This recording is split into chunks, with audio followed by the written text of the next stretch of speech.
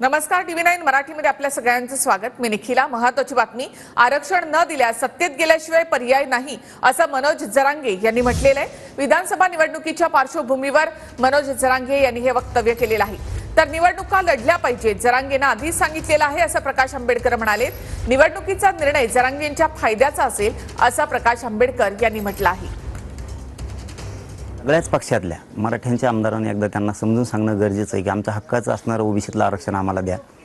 आम्ही तुम्हाला संधी देतोय, आम्हाला राजकारणात नाही जायचं। जर सरकारनं आम्हाला आरक्षण नाही दिलं तर आमच्या पुढे एकच पर्याय आहे की त्या सत्तेत गेल्याशिवाय पर्याय नाही। गोरगरिबांना देणारा बनविल्याशिवाय पर्याय नाही, हे आमच्या पुढचं पर्याय आहे, त्याला नाविलाज आहे। माझं जरांगे पाटलांना फार अगोदरपासूनच म्हणणं होतं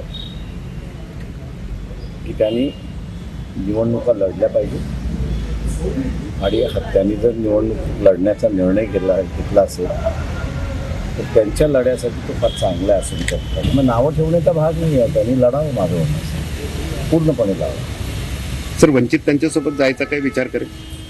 जे आत्ताच्या स्टेजमध्ये नाही।